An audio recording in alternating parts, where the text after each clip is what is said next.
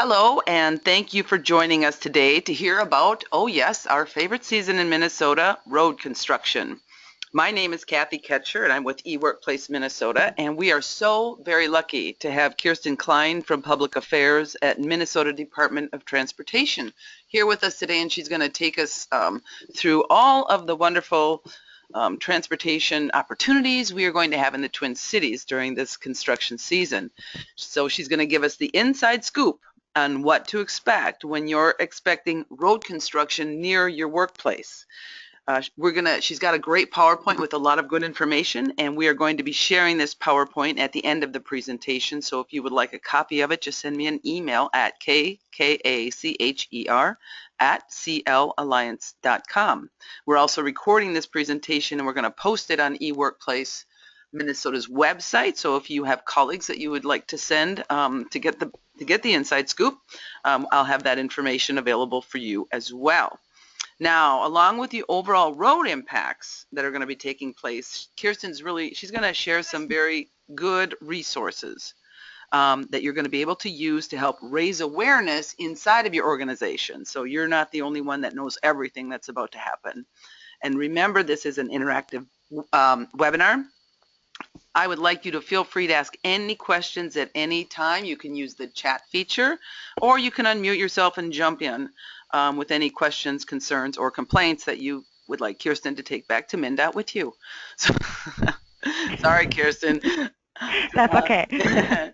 And towards the end of the webinar, I'm going to give you a brief overview of eWorkPlace and some free services that are available from the Department of Transportation that can help you implement telework to save your organization, your employee, and yourselves a lot of time and frustration. So without further ado, Kirsten, feel free to take it away, and I'm going to be forwarding your slides for you. So if I don't hear a prompt, just give me a nudge, and I will go ahead.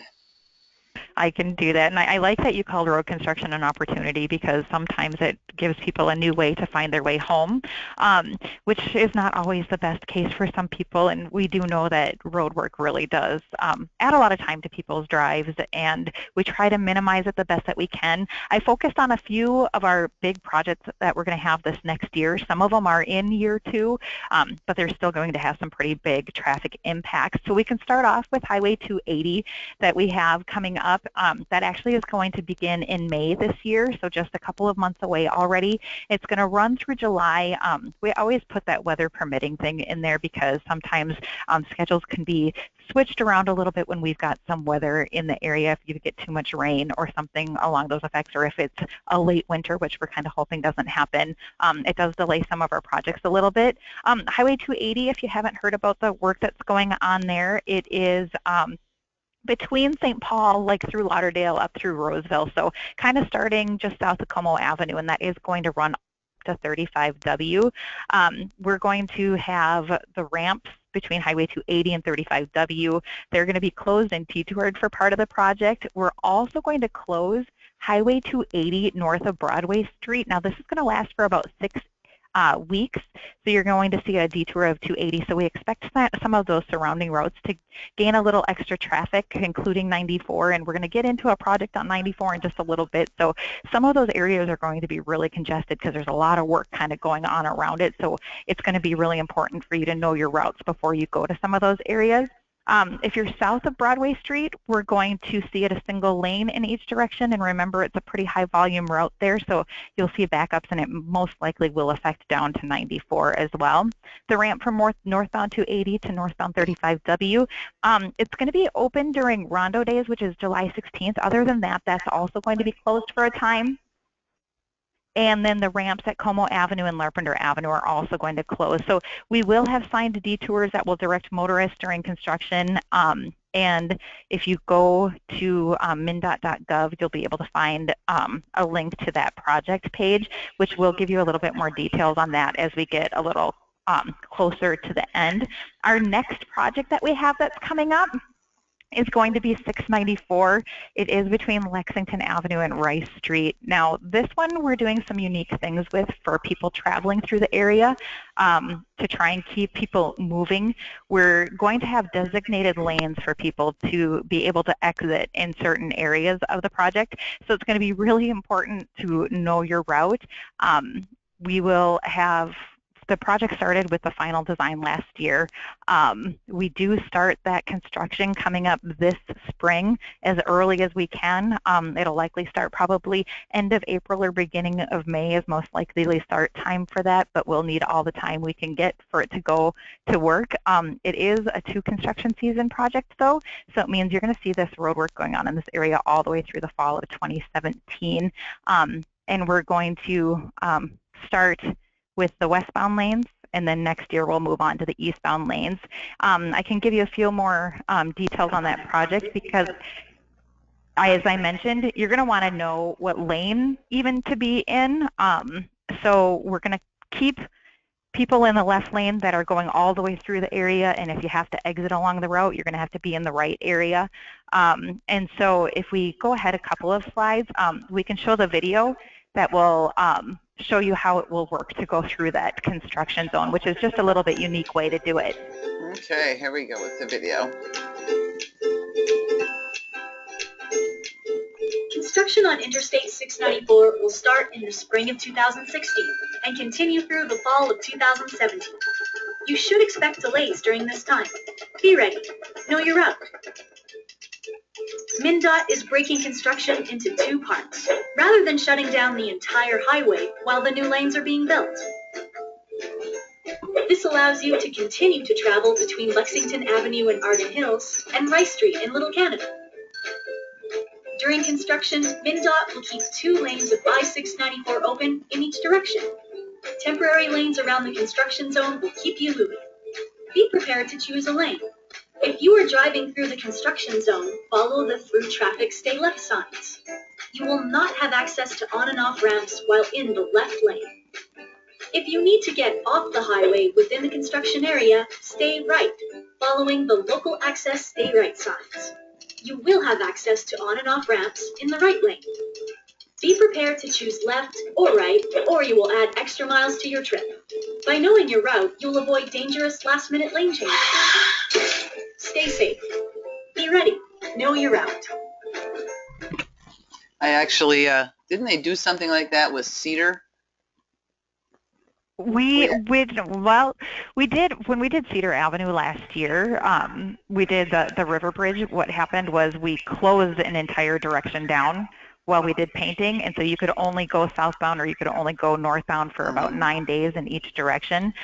So this one we're keeping both lanes open during the construction. The only difference here is in order to keep the 2 lanes, to try and make it easier for people to get on and off the roadway while there's construction going on. If you choose the left lane, there's not going to be any exits for you when you're on the westbound side the first year. And so what we want you to do is make sure if you need to exit within the construction zone that you choose the right lane so you'll be able to exit rather than having to go all the way up and turn around. Well, So watching the traffic cameras during that time should be high entertainment.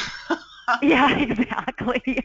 Exactly. I said, and part of it is, like, I know you saw in the video, or like we want to make sure people know it in advance that you're going to want to pick your lane if you're going past, Rice Street, or if you're going past Lexington Avenue, you need to know to stay within your lane. But again, I said we do our best to try and have the least traffic impacts as we can. By doing this, it actually speeds up the project just a little bit, although it's still going to be a 2 construction year project is what it still is going to wind up being for that one. We can go ahead and move forward to Highway 36. This one is just a bridge project that we're going to be beginning this spring at Lexington Avenue, although it's going to involve some work that's going to happen on Highway 36. So we're going to replace the 36th bridge with 2 new bridges. So that's Lexington Avenue, so it actually spans Highway 36. We're also going to redo the ramps at Lexington Avenue and the westbound ramps at Hamlin Avenue along with the RITS project. We will resurface Highway 36 between Hamlin and Victoria Street. That always involves some lane closures. And Lexington Avenue itself, because we're going to take down the bridge, that's going to be closed for about 4 to 5 months. So it's one of those areas you're going to have to detour around then to get to Highway 36. So I don't know if you'll be able to go over to Rice Street or a different route in order to get there. We're going to keep the 2 lanes of traffic on Highway 36 whenever there's construction and cones. We always want to make sure that people are very careful driving through those areas because sometimes people like to look and you get kind of a gawkers thing and it becomes a little bit dangerous. So we try and eliminate the best that we can. During that project, we're also going to see westbound, the Lexington Avenue ramps are going to close for 3 to 4 months. On the eastbound side, they close for 6 months. At Hamlin Avenue, you're also going to see those ramps close, the westbound side, for 4 to 6 weeks. So all of it just kind of, makes you have to take a different route around that whole stretch, even though it's not a very long portion of the project that's going to be worked on. It affects a lot of the areas around there. So again, you'll want to plan ahead before you're heading in that direction because you will see cones, you will see ramps closer. If you're used to taking Lexington Avenue or something like that, you're going to need to find an alternate route. If we move over to 94, this is one of our roads that carries about 150 to 175,000 vehicles a day. So we know that this will have a major impact. And remember, we've got work going on Highway 280 as well, which is right outside of that area. But you could get stuck in one project area and move yourself to another one. And the 281 will have detours. 94, we're trying to keep as many lanes open as we can. Again, we try to reduce the amount of traffic impacts that we have. So what will happen is we know that we have peak travel times on the road there. So generally in the morning, if you're heading towards Minneapolis, so if you're going eastbound, it's a higher level of traffic than people going westbound. So during those peak times, we're going to try and keep the optimum amount of lanes open, and we use a reversible barrier, Jersey barrier. So there's like a machine that will go along the route and will open up you to the amount of lanes that you need when in the morning, and then the afternoon you'll have a higher number of lanes going the opposite direction. So it will be reversible. It will depend on which side has more traffic in the morning and the afternoon. And that project, again, it's another one of those ones that's going to take 2 years to do. So what they're doing is they're doing concrete repair. So what we know with this is you will see long stretches of road where you're only having a couple of lanes of traffic, and what we've found is people a lot of times we get complaints saying, no one's doing any work in this area. I get that call all the time. There's 2 miles of road that's closed and there's no one doing any work. Well, what happens is they can do some pre-cuts where they're cutting out part of the road that you may not see over the barrier. And so when they cut those out, we can't have cars driving on it. And then if you do a pour, because this is cement, so you have to pour the concrete. Well, the concrete needs to cure or dry. So it's kind of like if you're painting, you don't want to go and like rub on it right away. And so it needs a certain amount of time to be able to cure. So it appears that there's no one working, and we always joke we want a sign that says, concrete curing, so that people know what's going on. But so it's one of those projects, the concrete takes longer to cure. We have to keep longer, and sometimes you do it in different sections of the road. So you may have done your cuts here, but you've poured in a different spot, and the workers have to still get from spot to spot too, so they zigzag around too. So even though it looks like there's no work going on, there likely is a lot of work that's been done. We do expect you to have some delays going through that area. And again, we've got websites, we've got email updates and everything that will help you get through that area.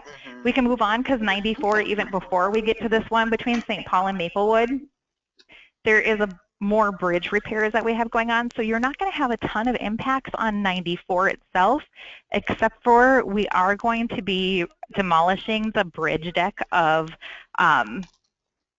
Dale Street, I believe, is the one that we're replacing. Or no, we're replacing Pryor Avenue. So what's going to happen is you are going to have a weekend closure of I-94. which means you will likely be detoured on 35W go around. A lot of times we use 694 to get around that, but I mentioned a project earlier about work going on 694. But we do, when we do plan our detours, we try and keep them on like roads. So if we know that there's a lot of semi-traffic on a certain road, we're going to keep the semi-traffic on one of our state roads to get around it. So sometimes those detours seem like they're a long way, and it's just so we keep like traffic on like roadways. We'll have Cretin Avenue, that bridge is going to be closed and detoured for 25 days. The Lexington Avenue Bridge over 94 is going to be closed and detoured for 25 days, and Pascal will also be closed and detoured. And now that one's not going to take quite as long, but that one's going to also take about 7 days.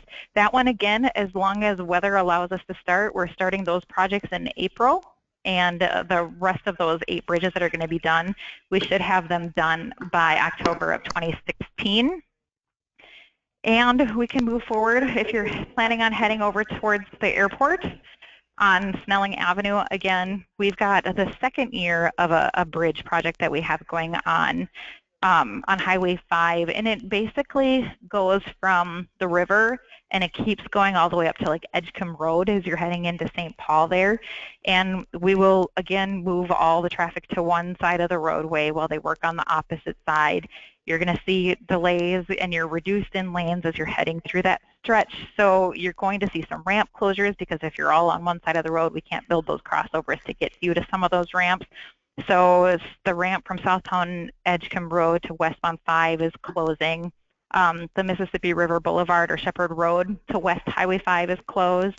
Let's see, the ramp from the westbound 55 to East 5 and all those ramps are going to be closed. So it's most of those are all going to be the south or the westbound side of Highway 5 where the ramps are closed because you're going to be traveling on the opposite side of the road. This is year 2 of this project, so we will have that done, weather permitting, by November. And I know that we generally do see a lot of delays, and you're close to the airport, although we're a little bit north of where the airport ramps and stuff are. But if you're heading that way, it's always good to know, or heading into St. Paul, that might be your route to get to that area. And again, it's year 2, will be done by November, but it gets to be a little bit of a long drive for people.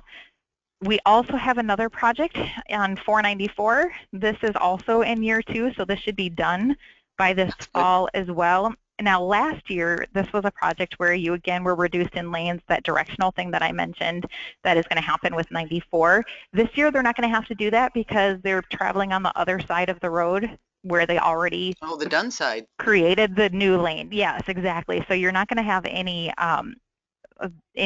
lane reductions in there, but again, you're going to be next to barrier. You'll need to reduce speeds and be careful because you're going to kind of have those pipes in the middle, basically, to separate you from you and the oncoming cars. So again, it's another one of those areas that is highly traveled. So we just need people, again, to be careful. But again, you don't have that movable barrier like you did last year because they've created that other lane already. Okay. And we can move on to that 35E between Highway 36 and County Road J and that 96 and Goose Lake Road. That began last summer, and it is a project that is going to continue. In fact, this summer or this winter, I guess, you've already seen some intermittent overnight lane closures. That is going to continue. I-35E is going to have several weekend closures while they do some work. 96 is also going to see some weekend closures, and Goose Lake Road, if you travel that's going to be closed for up to 14 months. And then along with that, yeah, exactly. It's going to be a while for that one to be closed, and so you will have a detour for quite some time on that. It's not, I don't think it's a very long detour to get through there, but again, just one of those things that you just have to be aware of in order to travel around that area. At times where the construction crews are, you're going to see ramps closed. Just like the other projects, we'll have signed detours and all of that kind of fun stuff for people to get through the area. So those are some of our big projects that are happening this year, but I don't want to forget about several big closures and big projects that are coming up over the next several years, in the next 3 years or so. Highway 169 between Golden Valley and Edina. We're going to have another one of those concrete projects going on. So you're going to see where long stretches are a single lane and all of that stuff. But what's going to happen is there's going to be a bridge replacement project that happens. It's a short spot that's actually going to be a full closure, and it is going to start this fall, and that closure for that bridge to be rebuilt on 169 is going to last through the fall of 2017. So even though it's a short stretch where the road is going to be closed, you are going to have detours that are going through that start this fall and are going to continue through next year. On 35W, we've got some work that comes up in 2016 between Lino Lakes and Forest Lake. You've got 35W in that Lake Street area in Minneapolis. We're going to see some road work 2017. 35W, if you're heading between Burnsville and Bloomington, we are going to be replacing that bridge. Now that is currently scheduled for. Yeah, exactly. I live down in that area too. That one is currently scheduled for 2020, but it's being made so that if funding became available, it could go as early as 2018. Now that one's going to be interesting. Yes, and so again, they're planning on keeping all the lanes that they can, and hopefully they're not going to reduce any. I think they're going to keep min-pass lanes open as well during that one too. But just a heads up, so if you're traveling through that area, if it does go in 2018, if it does get to be moved up, it's going to happen at the same time as 35W in Lake Street. So you're going to get out of construction for a few miles, about 8 miles or 9 miles or so, and you're going to hit construction again. So it's one of those things that it's going to be a very, very slow going through that area. We're also going to see 149, which is the Smith Avenue Bridge between St. Paul and Mendota Heights, or we call it the High Bridge. That's going to be closed for construction season as well, and that begins in the spring of 2018. So even though there's a lot of work that's going on this year, we continue to do a lot of work, and it's a good thing because it helps once everything's all done, because people can move through those areas a little bit easier. But what most people want to know is, oh my gosh, there's all kinds of road work going on around me. How will I know if I can get to work or get home or any of those things? So if you want to move ahead another slide, we've got several different things that different websites that you can use that will help you. If you want to find out, MnDOT.gov, every one of the projects that I mentioned on here has a website, a web page.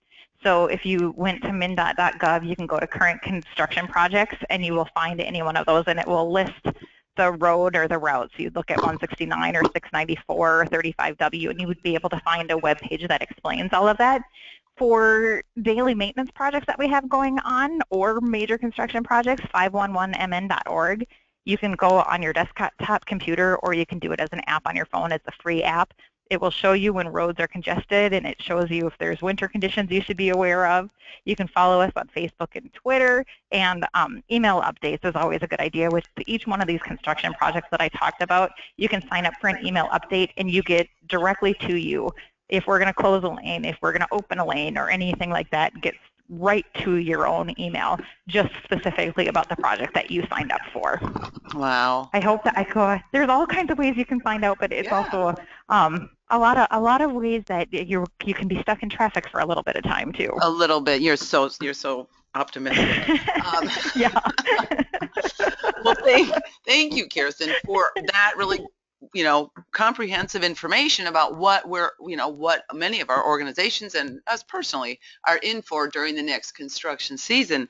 And I think that it is a wonderful benefit to be able to communicate to your employees across your organizations this information, and MnDOT has done an outstanding job with their social media and their updates. So everything here is very accessible. So that's good to know. And I encourage all of you to post it on your intranets in some place where employees can find this information. I know I've had my fair share of driving down 35 with that. Even today, I don't know how long ago that crosstown interchange happened, but even today, right, I see the cars going, oh, I'm going to miss the exit. And they scream over there, and it's a nail biter. But again, Kirsten, thank you so much. And for those of you who are in attendance, this is what we're in for. But driving is not our only option, right? As organizations. So, Kathy? Yes. Can I just ask a quick question while Kirsten's, before you transfer over to the eWorkPlace? Kirsten, how do you connect with people that are using their smartphones and Garmin and things? Do they know, will they reroute you when they know that roads are closed? Yes, they generally do, because I know that I've had, when we send out our news releases, or if we send out email updates, we have a lot of those companies that are on our email update list or on our news release list, and so they usually pick them up from that. I know I've had to correct a few. I know Google Maps sometimes will have a road closed that's not really closed, and they're not the easiest people to get a hold of directly, but they generally are able to reroute you. Our traffic system has a lot of, I don't know, electronics kind of within the roadways that pick up on different sensors and stuff that a lot of those companies are linked into. Like on our 511 page, they're able to pull the information from those too, where we have all the accurate information of where road construction projects are. And they do pull a lot of information from that too. So even when we have a crash in there, a lot of times getting that data right from us. Okay, good.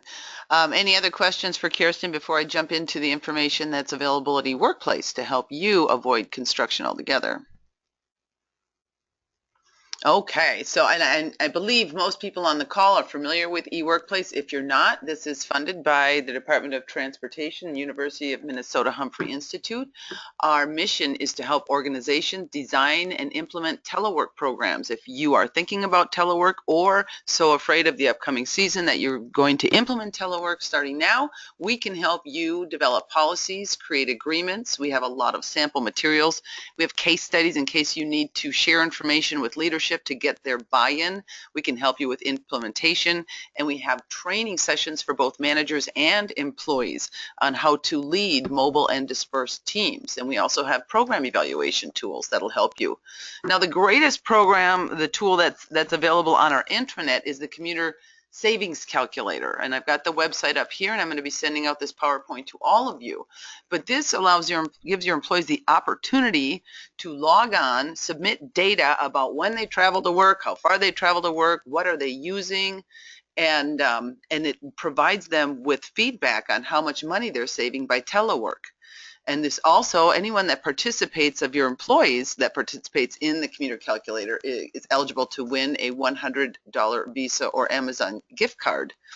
The output of the calculator, it shows the individual what their savings are, but as an organization at your level, you have access to this data as well. So you can share it with, if you have green initiatives going on inside of your organization, it'll provide you with how much you've reduced the carbon footprint by implementing telework.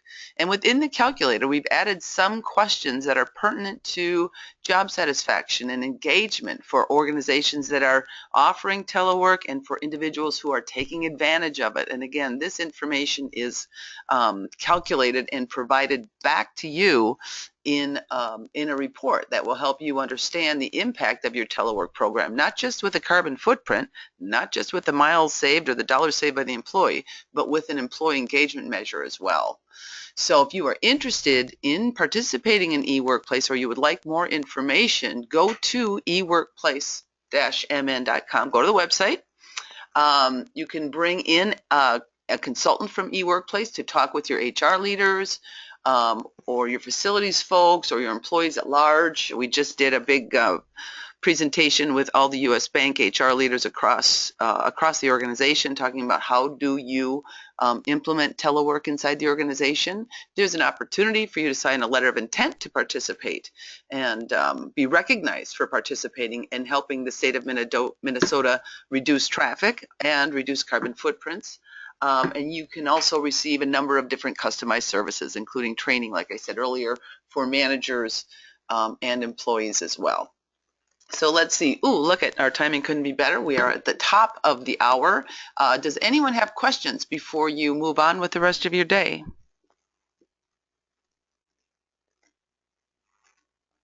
Very good. Well, I thank you all for joining, and I wish you all a wonderful afternoon.